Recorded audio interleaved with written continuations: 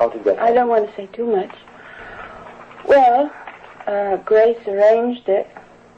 She and her husband were going to West Virginia, and they were going to put me in a home, or, you know, like I'd been before, or I could marry this boy who was 21 at the time. So I married. Oh, no. I was 15, turning 16. When the marriage took place, I was just turned 16. In the state of California, you can marry at 16, a girl. But it was arranged when I was 15. No, not at all.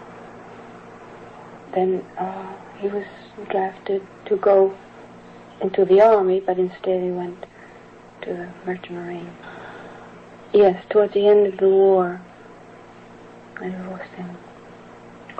When I divorced him, no, I was 20. I went to Las Vegas to divorce him.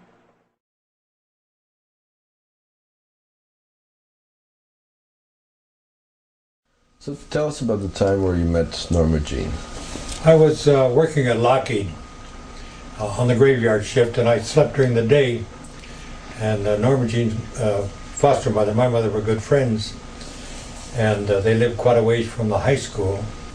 So Norma Jean's foster mother asked my mother if I, when I woke up, would take her home.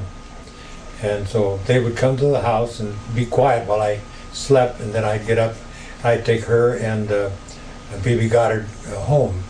Bibi was her foster sister, and that's how we met. Mm-hmm. What kind of a girl was Norma Jean? Well, how old was she back then? She was 15. And how old were you? I was 20. What kind of a girl was she? She was a very shy person. She was a very sweet person. She had a sweet voice. She was a tender person, and someone that could be hurt easily. I believed, although I never heard her, I believed that she was that type that would hurt, would offend easily. Mm-hmm. And when she started in with the business she got into, I had a feeling that it was going to be too tough for her. How did your relationship evolve? Well, we had a couple of dates. The first one was a dance at a Christmas dance. I don't know whether it was Christmas Eve or not, but it was a Christmas dance, and Doc Goddard's company put it on, and Grace asked me if I would take Norma Jean and get a date for Bibi. So I got a friend of mine from Lockheed, and he and I picked up the girls, and we took them to the dance. And it was a very, very lovely evening. She was a sweet person, and she wanted to be held close, and we enjoyed dancing. We enjoyed each other, and she wasn't like a giddy kid. She was quite mature. When did you, both of you, really get together, and how did it go along? When did what? Did your relationship really start? I mean, where? I think it started after that. We had several dates after that, and then I came home one day, and my mother said to me, Doc and Grace have got to go to Virginia. Their company's moved them there, and they can't take Norma Jean. And she said, Grace would like to know if you'd like to marry Norma Jean. Oh, that was a shock. I hadn't thought about getting married to a girl that young. And she said, well, she'll be 16 in June, and you can get married then if you would like. And I said, well, fine, because I figured I was going to the war, and I would be giving her a place to stay, a home, and I would be very happy to marry this beautiful girl anyhow. So she said, I asked Norma Jean, I said, would you like to get married? She said, yes. So we planned our wedding. We really then started going steady, and we became very much in love. And she just loved to be held and caressed, and I loved to hold her and caress her. And we got married in June.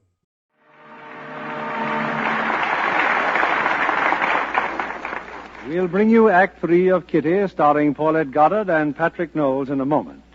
You might say that our guest tonight was discovered by the Army. I mean Army public relations officers who asked her to appear in Army motion pictures. After that, it didn't take long for 20th Century Fox to find and sign blonde and blue-eyed Marilyn Monroe. I understand you passed a Technicolor screen test with honors, Marilyn. Well, I'm not superstitious, Mr. Keasley, but in this case, I think I was lucky. How do you mean, lucky? Well, the film they used was left over from the shooting of Betty Grable's new picture for 20th Century Fox, The Shocking Miss Pilgrim. I see. And did you meet Betty Grable herself? Oh, yes, and how we laughed about her wardrobe for the picture. Well, correct office clothes for 1874 were a little enveloping. Especially the petticoats and pantalettes Betty had to wear in The Shocking Miss Pilgrim. They had yards and yards of ruffles and ribbon. Imagine doing all that washing. And no Lux Flakes to do it with in those days. Why, that's right, Mr. Kennedy. It's a good thing Betty didn't have to live her role. If she had to take care of all those undies herself, she wouldn't have had much time for romancing the way she does with Dick Haymes in the picture. I thank my lucky stars I'm a career girl of the Lux era. Lux helps a lot, doesn't it? That's right, Mr. Kennedy. It's my standby. And that of thousands of other girls, Miss Monroe.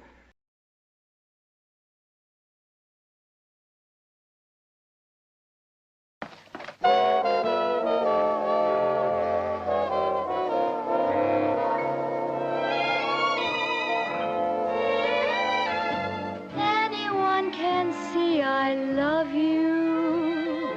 Anyone can see I care.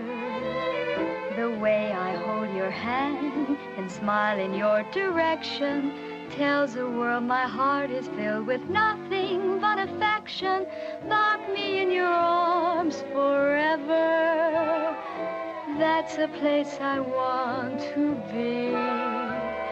So anyone can see that I belong to you and you belong to me.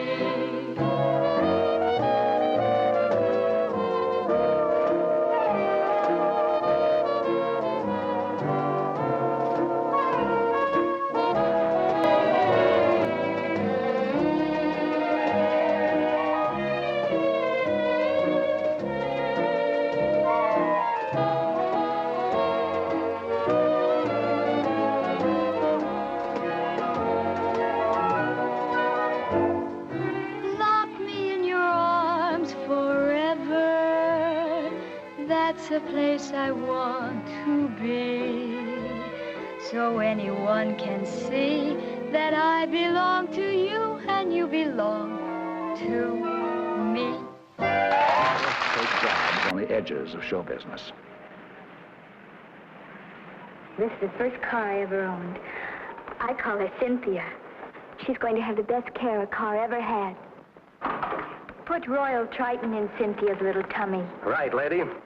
Cynthia will just love that Royal Triton.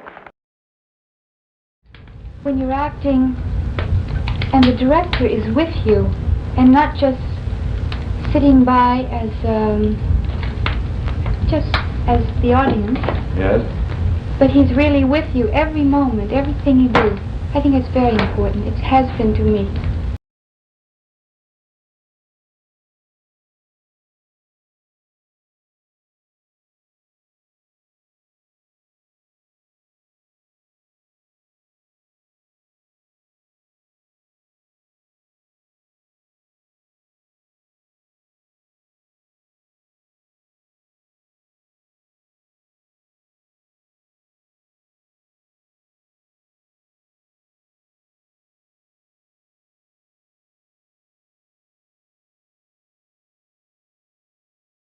Well, now, your success has been or close to it, the dream of every American girl, all right, I guess. After you got what you want, did you want it? Well, as I say, the thing I like the most is to become a real actress. Mm-hmm. And I remember when I was a kid, sitting in the front row at the movies on Saturday afternoon. And I would never come out of the movie. They'd have to come and get me, I'd sit in the front row. And I think how wonderful it would be to be an actress and so forth. But I didn't really realize about acting, except I appreciated what I saw, bad, good. It didn't matter. I enjoyed it very much, everything that I would see. Anything that would move on the screen. However, I think I realize more and more the responsibility. And it is a responsibility, and as I say, I would like to be a good actress. Good night, Marilyn. Bye-bye. It's a pleasure meeting you.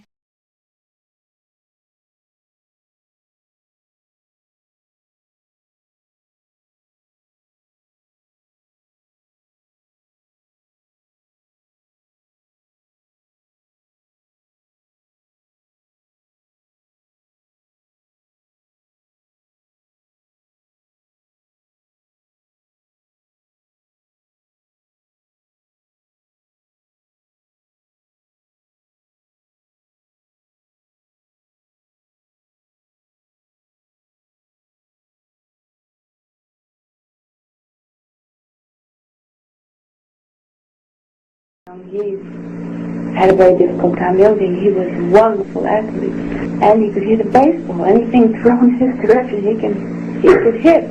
So he understood some things about me, and I understood some things about him, and we based our marriage on it. And I say some things.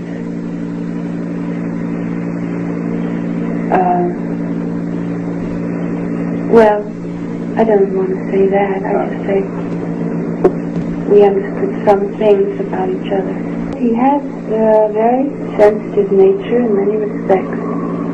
You know, one thinks of an athlete as being, I don't know, not having that, but they do. Our marriage wasn't a happy one. It ended in 9 months. Unfortunately, I don't know what else to say. Miss Marilyn Monroe and Joe DiMaggio are presently having differences which they have brought about a separation.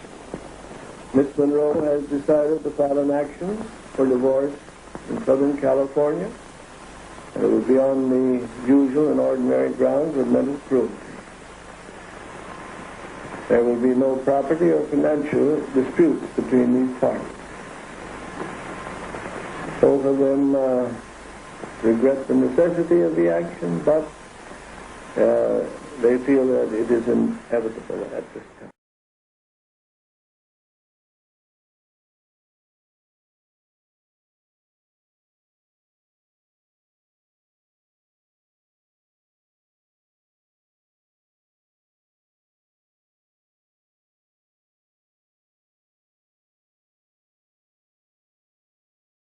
Our marriage wasn't a happy one. It ended in 9 months, unfortunately.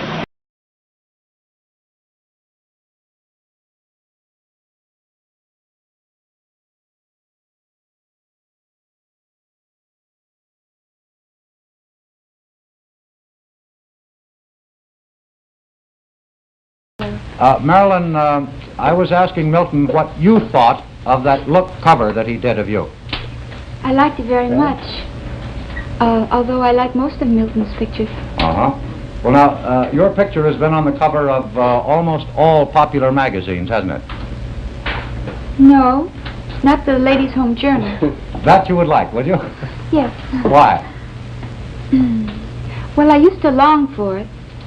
I used to appear on, when I was modeling, on men's magazine covers, such as, I don't know, Squint, Peep, Take a Peep, all those things. But not the Ladies' Home Journal? No. Marilyn, tell me, how did you three meet? Well, I met in California. I really met Milton first. I was working on a set in Hollywood, and one of the look writers came over to the set one day and asked me if I'd like to look at some pictures in a portfolio, and I said yes, I'd like to. And I saw the most beautiful pictures I'd ever seen. And I said I'd like for this photographer to photograph me. And He says, well, here he is. And I turned and looked, and I said, but he's just a boy. And what did you have to say to that, Milton? Well, he's just a girl. Comedian. I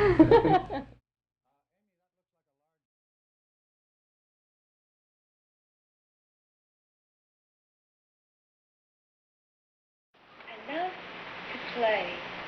I didn't like the world around me too much because it was kind of grim. I loved playing with the children in the neighborhood, running out and playing. We could imagine anything and pretend anything. But then, you grow up and you find out they make playing very difficult for you.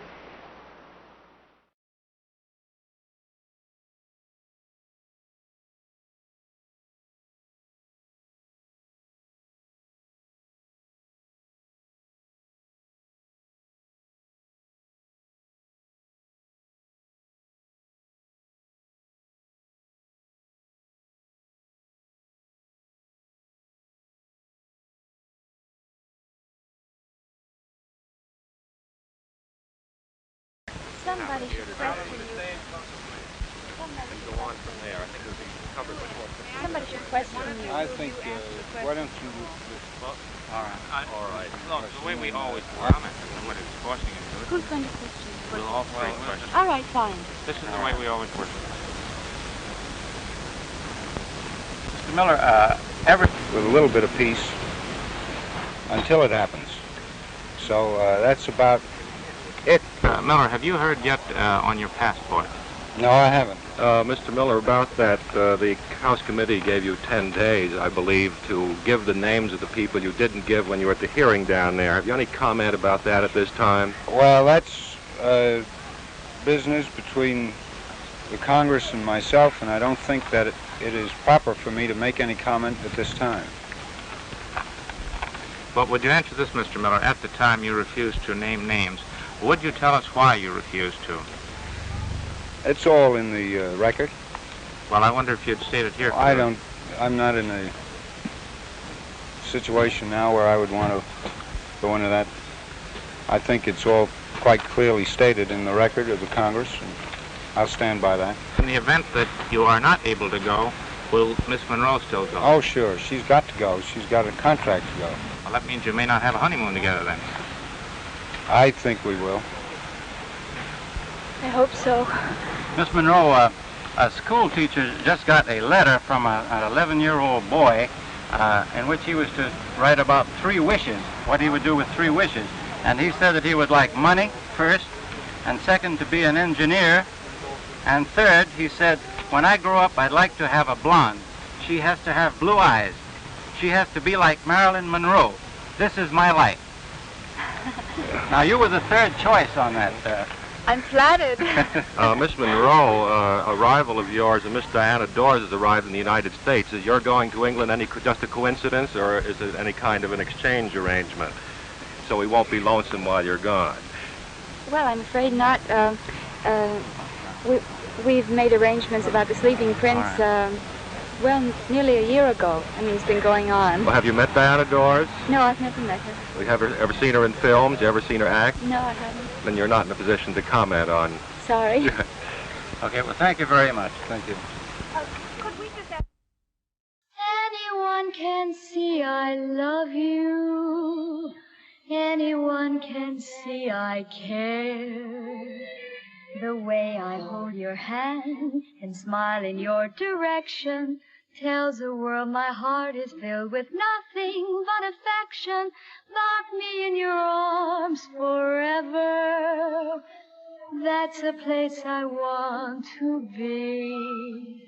So anyone can see that I belong to you and you belong to me.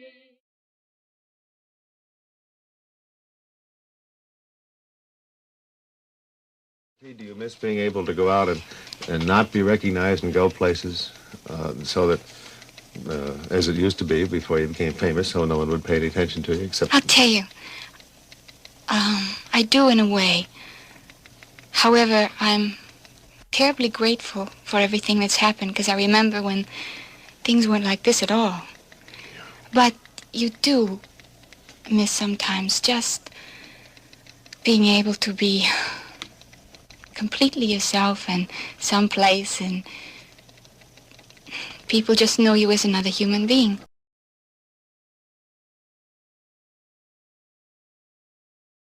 Lock me in your arms forever. That's a place I want to be. So anyone can see that I belong to you and you belong to me. Now, if there are any more questions, get in touch with me and I'll answer. I could do it on tape for you and send it to you.